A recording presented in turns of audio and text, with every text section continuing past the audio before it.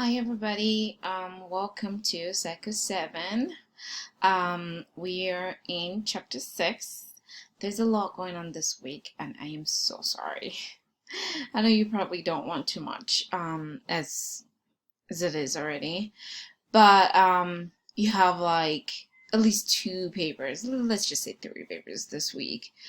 Some weeks are, like I said in the beginning of the semester, some weeks are easy and some weeks are like very filled up and deep. And this is one of those weeks, so just bear with me. But this video we kind of like walk you through as usual what the week entails and how you can structure it and make sense a little bit for you. And again, if you need extra time with anything, yeah, I'm down for it. We all understand what's going on right now, and it's totally okay if this it feels overwhelming for you. Okay, so we're in chapter 6, and we're going to look into the cognitive development of children during this time of life, and this is basically from birth to 2 years old. And we're mostly trying to see how Piaget's theory of cognitive development fit into this trend and theme of development for children in different spaces and different um, spheres of life, in different locations, in different spaces of life, and not just one social setting, right? So as they're interacting with the environment and how the different experiences build up to facilitate this incredible cognitive experiences and different cognitive stages of life. And this John Hopkins University video also kind of like showcase how incredible children at this age are very focused on exploring their environment and building this little exploratory experience for them. The Piaget calls them little scientists, right? So watch this video, very informative. And there's another video here that talks about the Helen Gibson's experiment on babies, and this talks about the visual cliff apparatus experiments that they did with babies, and how each baby at each stage of development understand the meaning of depth, the meaning of falling, and how this can increase their perception and their experiences of themselves, as well as self-development and even cognitive development at the same time. You should watch this video, really really cute. And also this is one of like the experiments and concept that was discussed in the textbook, so it makes sense if you read the textbook a little bit. So further into the cognitive development phase is the language development, which is part of how children express their understanding of the world around them, right? So here is a video, no, not slides, they're kind of like gives you visual clue from the textbook. You can watch a slide too. I don't think I'm making a video this week, it's just too much going on. So yeah, that's the video. Just scrolling down, and as usual, we're annotating this. I think it's like 9 pages paper here, and this paper basically talks about it was written by National Council on the Developing Child, and they talked about the different timing and quality of early experience and how this kind of like combined to shape the brain architecture, like this really incredible and important foundation development of babies.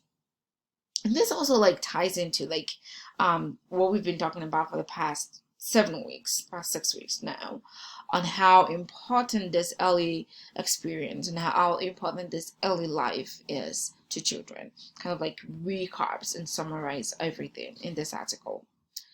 So annotate, I don't need to open that. Think we're good with annotation now. And what a media support system for this week is our episode 3 of the series that we've been watching all through the semester. And this episode kind of looks into how the entire life cycle of learning, of how building creativity and language skills is not just something we start to do when we're born, it's something that starts from inside. And this also gives you like another resources to another perspective of what the textbook is talking about, like a visual and media perspective of supporting and kind of like boosting what the textbook is the concept from the textbook. And after that, you do a Flipgrid response video for the episode 3.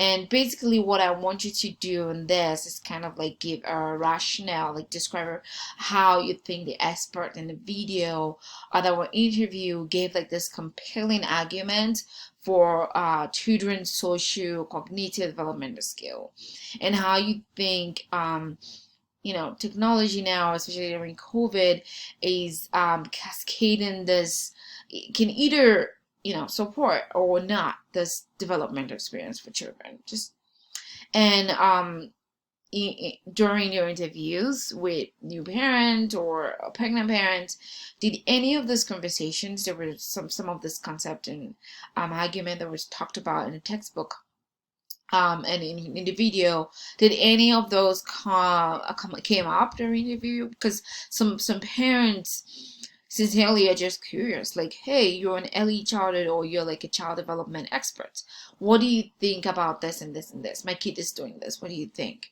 They can ask you that. So did any of this conversation, did any parent ask you that during the interview? If no, fine. If yet, just give a brief recap of that. And if no one asks you that during your interview, if somebody does, if like I am a new parent and I'm asking, hey, my kid, I plan to do this, or my kid is doing this, what do you think? How will you advise a new parent on ways to expose their children to different early informal learning experience that can promote early brain stimulation, boost creativity, and even foster their cognitive process as discussed in the textbook? So just give a brief advice to any parent out there, like, hey, according to experts, according to theories, according to Piaget, this is what and what is good for children at this age. Let's see. Yeah, this is just another talking about that. Let me go back. Okay, let's go back. So yeah, after doing that, then you visit module 2 for the week, and that's where I think a lot of work comes in. So basically for module 2, we are kind of like going into the basic bigger projects for the class, which if not for COVID, you should be doing physically and in person. That will mean learning to observe children's development and learning to interpret those development based on theories, based on the developmental concept, developmental stages that you've been reading all through the semester. And so you'll kind of like see how instead of just in a theoretical column and a theoretical cocoon of a textbook, you will be observing how development looks like in the real world of a child, what it looks like in somebody's living room, what development looks like in the playground, what development looks like in the classroom, right? So that's the concept, like that's the rationale for these assignments. So that will be the 2 different, the toddler observation assignment and the early childhood observation assignment, which for COVID we won't be able to do in person. But for this, for just kind of like adapting to COVID, we'll be doing this assignment online. So you'll be watching a bunch of like children's video and writing a paper based on that, writing a running record based on that, writing a developmental narrative based on that.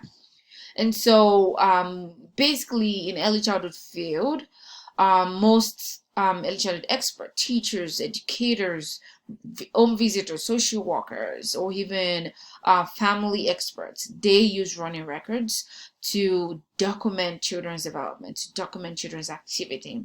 And running record is like this is like you're writing an activity, you're writing an observation, something you're observing in real time. So it's like you're documenting something, a continuous stream of thinking. So you're not writing in past tense, you're writing in present tense. So if you're observing a child, you're writing everything as you see it, as you're observing it, as it's happening in real time. So when you're going back to read, so like just pretending there's no video, because sometimes you can't just take a camera and record just a child, right? You can't just say, I'm visiting you today, I'm observing a child in a classroom, and you're just recording randomly.